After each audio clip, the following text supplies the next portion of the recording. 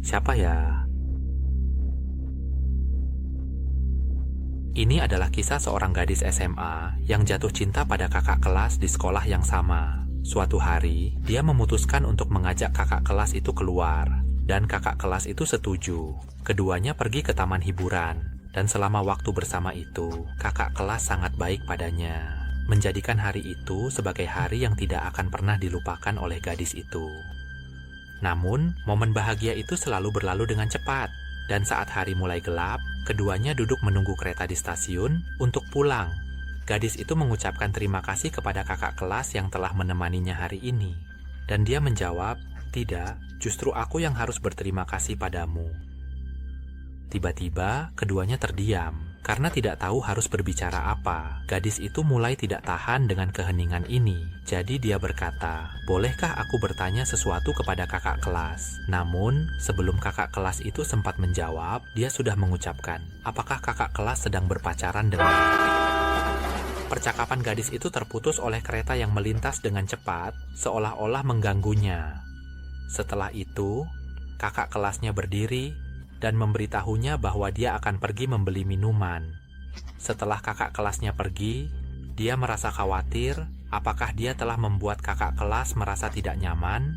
Saat itu, di peron seberang, dia melihat seorang wanita dengan kulit pucat yang mengejutkan sedang duduk. Dia penasaran sejak kapan wanita itu duduk di sana dan mengapa dia tidak menyadarinya. Dia tidak bisa membaca ekspresi wanita itu, tetapi tampaknya wanita itu sedang menatapnya. Tiba-tiba, wanita itu berdiri perlahan dan mulai melangkah mendekat ke rel kereta. Dan tiba-tiba, kereta melintas dengan cepat, membuatnya terkejut. Apakah wanita itu baik-baik saja?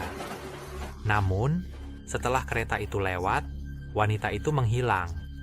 Dia mencoba melihat sekeliling peron, tetapi tidak menemukan wanita itu. Tiba-tiba, ada tangan yang menutup matanya dari belakang. Kemudian dia bertanya, "Siapa ya?" Suara itu adalah suara kakak kelasnya. Saat itu, dia mulai khawatir. Apakah kakak kelasnya bisa merasakan detak jantungnya yang kencang dari telapak tangannya? Dia segera memotong pembicaraan dan berkata tentang pertanyaan yang dia ajukan sebelumnya. Dia berusaha mengumpulkan keberanian untuk mengatakannya, tetapi kedua tangan kakak kelasnya malah menekan wajahnya semakin kuat, membuatnya merasa sakit. Dia berteriak meminta kakak kelasnya untuk melepaskan tangannya, tetapi dia tidak berhenti, dan dia tidak bisa menghindar dari tangan kakak kelas yang sedang mencengkeram wajahnya. Kakak kelasnya bertanya lagi, "Siapa ya?" Dia segera menjawab, "Ya, kakak kelasmu." Namun, karena suatu alasan, pertanyaan mulai muncul dalam pikirannya. Siapa sebenarnya kakak kelas ini? Kakak kelasnya adalah kapten tim basket, dan hari ini mereka pergi ke taman hiburan bersama. Dia juga adalah orang yang menutup matanya saat ini. Dia melihat melalui celah di antara jari-jarinya dan melihat sebuah kereta yang sedang melintas. Tiba-tiba, wajah kakak kelasnya dan suaranya menghilang, termasuk kehangatan dari tangannya. Ternyata, saat itu dia sedang menutup matanya sendiri dan berkata, "Jadi siapa sebenarnya?" Sebelum dia menghilang bersama kerumunan yang berlalu lalang, keinginan kita agar semua orang di dunia menyukai kita sama seperti keinginan agar permukaan bumi rata dan seragam. Suara langkah kaki. Ini adalah kisah seorang pria yang pergi ke mall dengan istrinya yang memintanya untuk ikut meskipun hari liburnya sangat jarang. Hal ini membuatnya tidak terlalu ingin pergi bersamanya. Dan ketika dia ditanya pendapat tentang apa yang akan dibeli, dia tidak peduli dan menjawab seadanya karena dia tahu jika memberikan pendapat, itu tidak akan berakhir dengan mudah dan istrinya akan berbicara panjang lebar. Dia berusaha untuk memotong pembicaraan. Beberapa saat kemudian, dia menerima email dari teman kerjanya yang mengundangnya untuk minum. Dia pun memberitahu istrinya bahwa dia ingin ke toilet sebentar.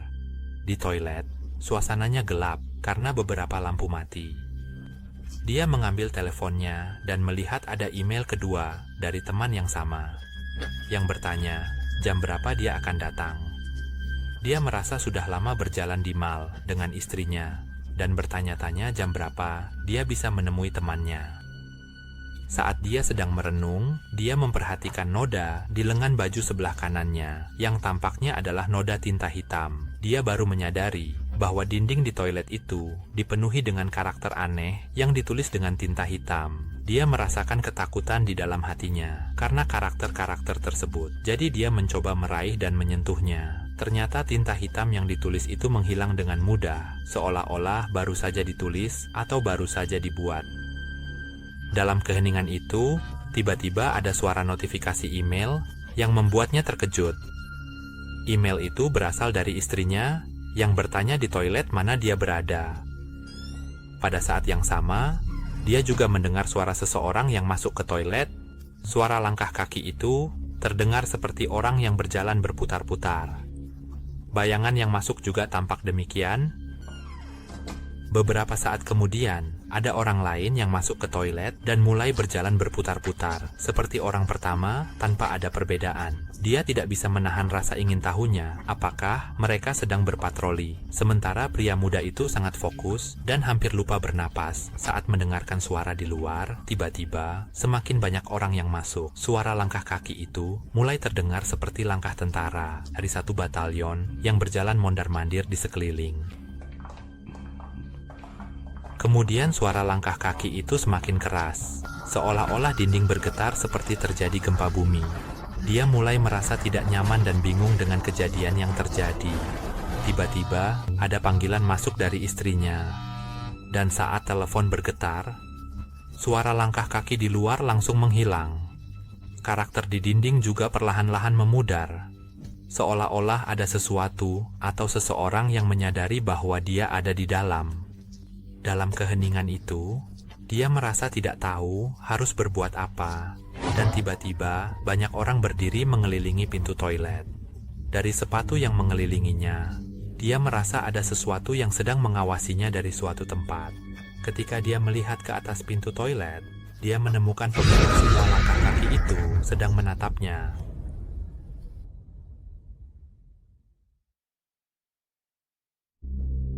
Tape kaset. Ini adalah kisah seorang pria yang baru saja kembali mengunjungi kampung halamannya setelah bertahun-tahun karena temannya akan menikah. Jadi dia pulang lebih awal malam itu. Semua orang makan bersama setelah makan malam. Dia masuk ke kamarnya yang masih dalam keadaan sama, seolah-olah waktu terhenti di sana. Dia duduk di meja yang sama dan mengeluarkan barang-barang dari kenangannya satu persatu. Saat dia melihat buku tahunan, dia hampir tidak percaya bahwa temannya akan segera menikah. Kemudian, dia melihat sebuah kaset di dalam laci. Di kaset itu, ada tulisan yang menyatakan apa yang terjadi hari ini, yang membuatnya merasa akrab dengan kaset itu. Dia pun memutuskan untuk memutarnya dan mendengar suaranya sendiri saat masih kecil, meskipun dia sudah melupakan itu. Sepertinya dia di masa kecil sering merekam cerita kehidupan sehari-harinya di kaset seperti ini setiap hari. Dia terus mendengarkannya dan kenangannya perlahan-lahan kembali. Kemudian ada cerita tentang Tanabes, temannya yang akan menikah, yang dia ceritakan, dan itu sangat mengejutkannya. Saat mendengarkan lebih lanjut, ada beberapa hal yang dia rekam di sana yang membuatnya merasa tidak familiar. Apakah dia benar-benar melakukan atau mengalami hal-hal seperti itu? Hari rekaman kaset semakin mendekati masa kini, dan berbagai peristiwa yang direkam semakin aneh. Hingga dalam peristiwa terakhir, dia cukup yakin bahwa dia tidak pernah melakukan atau merekam hal-hal semacam itu. Bahkan tidak bisa memahami inti dari apa yang dia rekam. Dia terkejut dengan apa yang dia dengar ketika rekaman harian mulai berbicara dengan suaranya di usia kerja, yang dia yakin bukan dia yang merekam suara itu, dan berpikir, ini apa? Tidak ada alasan sama sekali. Sementara itu, dia berpikir dalam hati untuk berhenti, tetapi dia tetap mendengarkan. Akhirnya, rekaman harian untuk hari berikutnya mulai terdengar, yang merekam bahwa setelah dia mengucapkan selamat siang kepada Tanabe, dia mendengar suara tawa yang terdengar seperti suara dari kotak musik yang bergetar. seolah-olah orang tua itu mengambil kayu dan menjadikannya kotak musik yang rusak. Diakhiri dengan suara yang merekam bahwa pernikahan besok pasti akan sangat menarik. Dia terkejut hingga harus mencabut jack earphone karena berpikir bahwa kaset itu pasti adalah kaset hantu.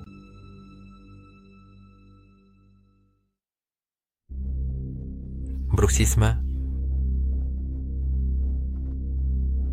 Ini adalah kisah seorang gadis bernama Niwako yang pergi berlibur dengan sahabatnya yang bekerja bersama. Keduanya tidak memiliki rencana yang jelas untuk perjalanan ini, sehingga mereka berjalan-jalan tanpa arah. Setiap kali mereka menemukan tempat menarik, mereka berhenti untuk berfoto dan menunjukkan kepada rekan-rekan di kantor, meskipun mereka tidak tahu latar belakang setiap tempat yang mereka kunjungi. Namun, tempat terakhir yang mereka kunjungi sebelum kembali ke hotel adalah gua yang memiliki patung Dewa Jizo di dalamnya. Menurut kepercayaan Jepang, Dewa Jizo adalah pelindung para pelancong. Teman Niwako bertanya apakah gua ini bisa dimasuki, tetapi Niwako melangkah masuk tanpa memperhatikan, karena tidak ada tanda yang menunjukkan bahwa itu adalah area terlarang. Sebenarnya, bahkan penduduk setempat pun tidak berani masuk ke tempat ini. Setelah puas menjelajahi, mereka kembali ke hotel. Tetapi pernyataan tentang tidak adanya tanda larangan tampaknya salah, karena ada gambar di belakang saat mereka keluar, menunjukkan bahwa ada area yang terjatuh dan menempel di tanah yang tidak mereka sadari. Selain itu, patung Dewa Jizo juga memiliki satu gigi yang terikat dengan benang merah, seolah-olah menyimpan sesuatu. Setelah keduanya kembali ke hotel, mereka terjatuh ke tempat tidur karena kelelahan.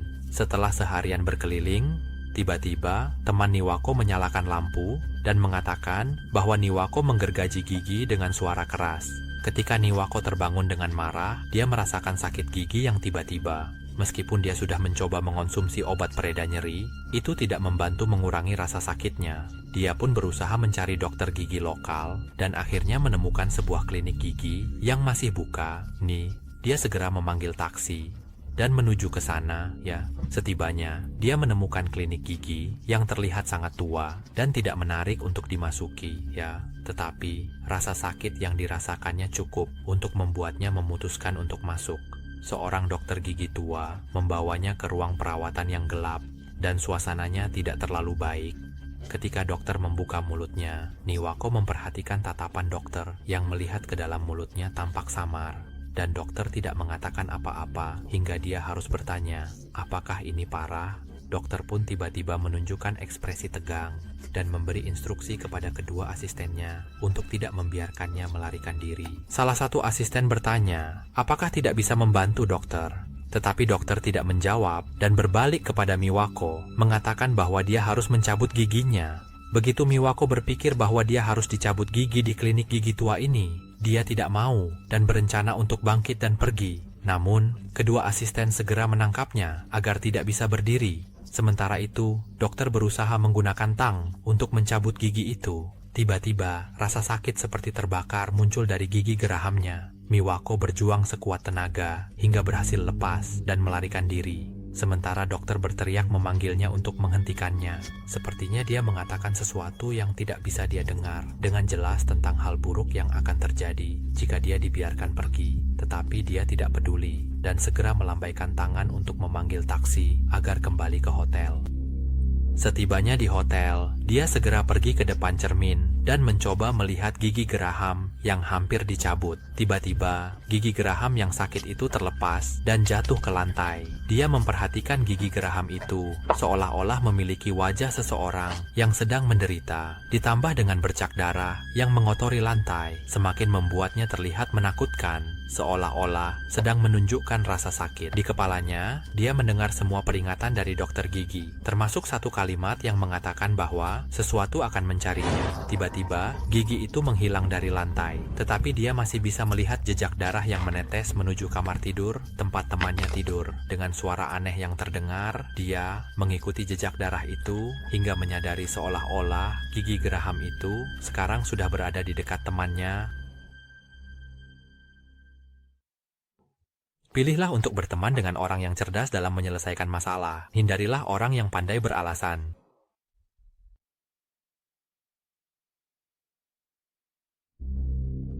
Permainan memanggil roh.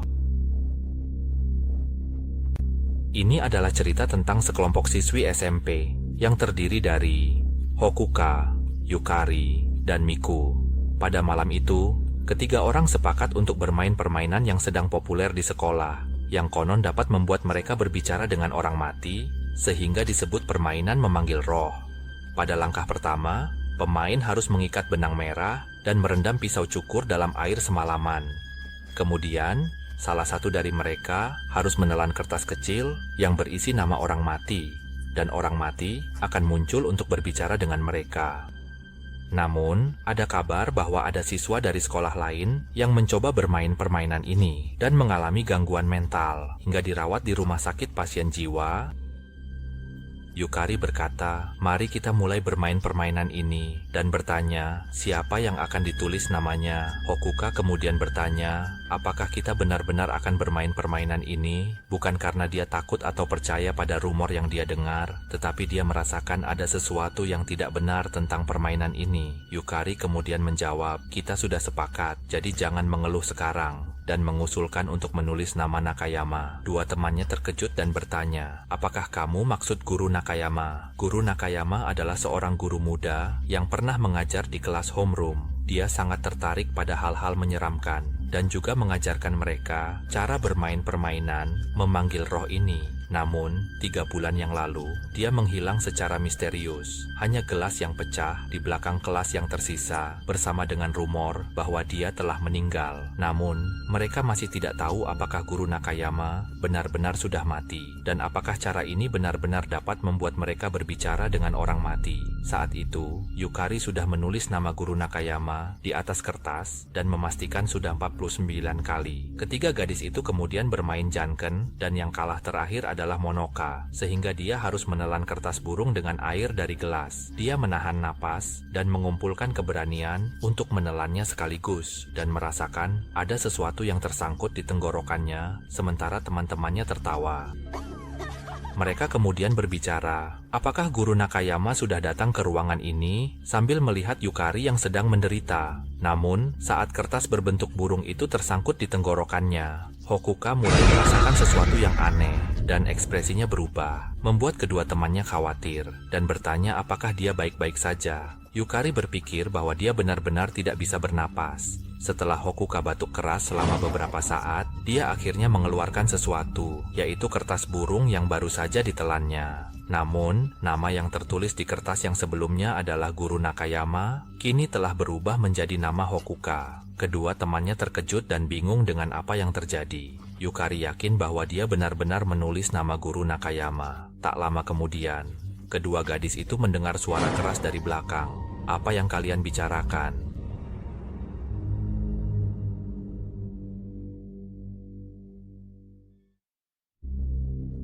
Garis putih. Ini adalah cerita tentang seorang guru wanita yang harus memeriksa ujian siswa hingga senja. Setelah selesai memeriksa, dia melihat seseorang berdiri di lapangan sekolah. Begitu melihat seragamnya, dia langsung tahu bahwa itu adalah seorang siswa. Tetapi dia penasaran mengapa siswa itu masih berada di sekolah pada waktu yang larut. Dia mencoba melihat lebih dekat dan melihat siswa itu sedang menarik garis putih dengan alat penarik garis dari kapur. Dia pun berjalan keluar untuk memberi peringatan agar tidak tinggal di sekolah sampai larut malam. Namun, ketika dia sampai di lapangan, siswa itu sudah menghilang, meninggalkan hanya jejak garis putih yang mengarah ke dalam gedung. Dia mengikuti jejak garis putih itu, yang membawanya masuk ke dalam gedung, dan terus melanjutkan. Sementara saat itu sekolah sepi, dan dia hanya mendengar suara alat penarik garis putih. Kemudian, setelah beberapa saat, dia mendengar suara pintu atap itu dibuka. Garis putih itu membawanya menaiki tangga satu persatu, tetapi semakin tinggi dia pergi, semakin dia merasakan ketidaknyamanan, hingga dia sampai di pintu menuju atap yang tertutup. Meskipun instingnya saat itu mengatakan bahwa dia tidak seharusnya membuka pintu itu, dia harus membukanya untuk memperingatkan siswa tersebut. Namun, ketika dia membuka pintu, siswa itu tidak ada di sana. Yang dia lihat hanyalah garis putih yang membentang hingga ke tepi. Dia bertanya-tanya, apa ini, dan berjalan ke ujung balkon gedung. Karena dia melihat ke bawah, dan hanya melihat jejak putih yang tampak seolah-olah telah dijatuhkan ke tanah di bawah. Setelah beberapa saat berpikir, dia bertanya-tanya kemana siswa itu pergi, dan ketika dia akan berbalik untuk keluar, dia melihat bahwa garis putih yang membentang hingga ke kakinya itu berwarna hitam, seolah-olah sedang terbakar mendekatinya. Tak lama kemudian, dia mendengar suara langkah kaki seseorang yang sedang naik dari tangga menuju atap. Suara langkah itu bukan hanya suara satu orang, tetapi tampaknya datang dalam kelompok. Dia pun berteriak, "Siapa itu? Jangan masuk." Tiba-tiba, pintu pun terbuka. Kemudian dia bertemu dengan bayangan hantu atau roh yang sedang berbaris masuk, hingga dia menyadari bahwa garis putih yang ditarik itu adalah untuk menuntun mereka ke atap ini. Gambar terakhir yang dia lihat adalah siswa itu yang sedang berdiri di belakang pintu. Dan karena terkejut atau apapun itu, tubuhnya jatuh ke bawah bersama dengan roh lainnya. Mungkin siswa itu adalah pengarah roh dari orang yang bunuh diri di sekolah ini.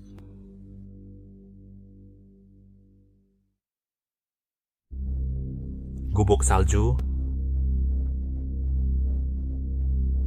Ini adalah cerita tentang seorang anak laki-laki bernama Masayuki yang mengunjungi kakek dan neneknya selama liburan musim dingin. Dia tidak sering bermain salju, jadi ketika dia tiba, dia bermain salju dengan sepupu-sepupunya di luar dengan sangat menyenangkan. Ketika matahari mulai terbenam, suasana menjadi dingin, dan keduanya mulai membangun gubuk salju untuk berlindung dari angin dingin dan beristirahat agar lebih hangat. Mereka perlahan-lahan menumpuk salju semakin tinggi, hingga akhirnya berhasil membangun gubuk salju yang tidak terlalu besar, tetapi cukup untuk menampung keduanya, dan bagian dalamnya lebih hangat dari yang mereka kira. Ini membuat mereka merasa seolah-olah telah membangun markas rahasia dan sangat bahagia. Sepupunya bertanya kepada Masayuki apakah dia lapar, dan dia menjawab lapar. Sepupunya kemudian mengatakan bahwa dia akan mengambil kompor mochi untuk memanggang dan memakannya di dalam, lalu meminta Masayuki menunggu di dalam. Sementara menunggu sepupunya mengambil kompor mochi, Masayuki merasa dingin dan melihat ke arah hutan yang tertutup salju di luar. Dia memperhatikan gubuk salju lain yang ukurannya sama dengan miliknya. Dia pun berjalan untuk menjelajahi, tetapi terkejut karena gubuk itu tidak memiliki pintu masuk. Selain itu, ada sesuatu yang bersinar seperti lilin yang menyala di dalam, tampak seperti sihir di tengah kegelapan yang mengelilinginya. Dengan rasa ingin tahu, Masayuki mencoba mengetuk gubuk dari luar dengan lembut dan mendengar suara menjawab dari dalam. Dan untuk mengetahui jawaban tentang apa yang ada di dalam, dia membawa sebatang kayu untuk menyinari dinding gubuk agar bisa melihat ke dalam. Ketika Masayuki melihat ke dalam, dia hanya melihat sebuah lilin yang menyala, tetapi di dalam terlihat ada bekas di dinding yang tampak seperti seseorang berusaha menggali keluar. Masayuki bertanya, apakah ada seseorang di dalam, dan tiba-tiba sepasang mata bersinar dari dalam, diikuti dengan suara yang mengatakan, "Sekarang giliranmu." Setelah kalimat itu, Masayuki tampak terkejut dan terjatuh ke belakang, sementara gubuk salju di depannya runtuh. Saat itu, sepupunya melihat dan segera mengangkatnya untuk dibawa pulang. Ketika Masayuki sadar, dia menemukan dirinya terbaring di kasur rumah kakeknya dan dia tidak ingat apa-apa. Namun, melihat sikap orang tua dan kakek neneknya, dia merasa ada sesuatu yang buruk terjadi. Anggota keluarganya berbicara tentang bagaimana memperbaiki sesuatu, tetapi dia tidak bisa memahami kalimat-kalimat itu. Hingga semua orang membuka pintu dengan wajah ceria dan tampak lebih baik dari sebelumnya, tetapi itu justru membuatnya merasa bahwa sesuatu yang buruk akan terjadi. Dia juga memperhatikan ada gubuk yang baru dibangun di belakang rumah dan sepasang mata yang menatapnya sambil berkata, "Ayo, sekarang giliranmu." Ini menunjukkan bahwa dia telah secara tidak sengaja melepaskan roh jahat yang terkurung. Keluarganya berpikir bahwa Masayuki telah dirasuki oleh hantu, sehingga mereka akan melakukan ritual tertentu seperti sebelumnya untuk mengurung roh jahat itu kembali di gubuk salju tanpa mereka sadari bahwa roh jahat itu tidak lagi merasuki tubuh Masayuki.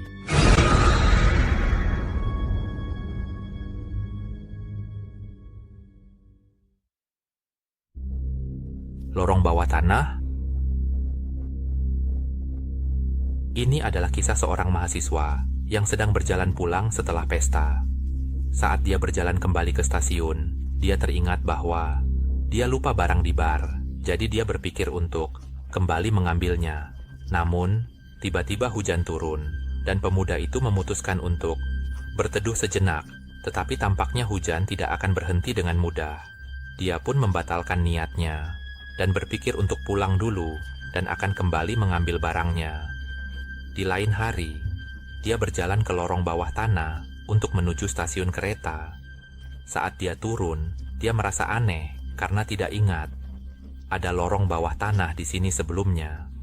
Lorong itu terlihat sepi dan dingin, dan jalan di depannya sangat gelap sehingga dia hampir tidak bisa melihat ujungnya. Membuatnya bertanya-tanya, apakah jalan ini benar-benar menuju stasiun? Meskipun dia merasa khawatir, dia memutuskan untuk terus berjalan. Namun, karena jalan yang berkelok-kelok, dia tidak bisa melihat ujung jalan, tidak peduli seberapa jauh dia berjalan.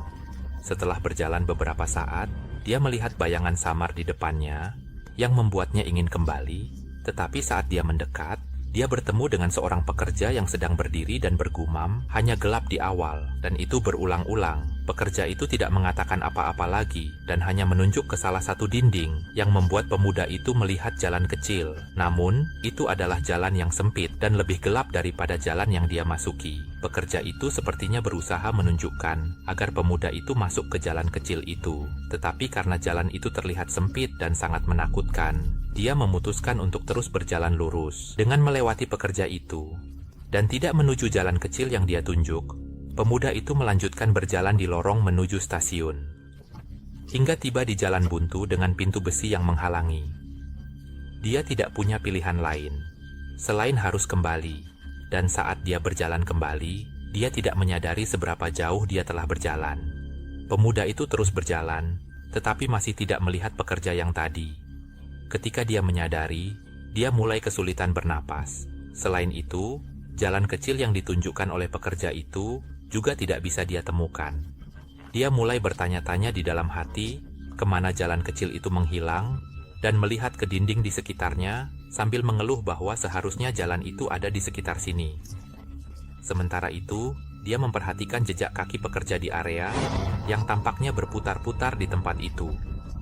Dia mulai berpikir bahwa jalan kecil itu mungkin ada di sekitar sini, lalu melihat ke dinding di sana, dan menemukan jalan yang tampaknya baru saja ditutup dengan semen, dan di tengahnya muncul bayangan berbentuk manusia yang tampak berusaha merangkak. Bayangan itu perlahan-lahan bergerak keluar, membuat pemuda itu terkejut dan segera berlari sambil berteriak minta tolong dari luar. Namun, jalan yang dia masuki di awal tampaknya telah tertutup, dan sepertinya tidak ada jalan masuk sejak awal,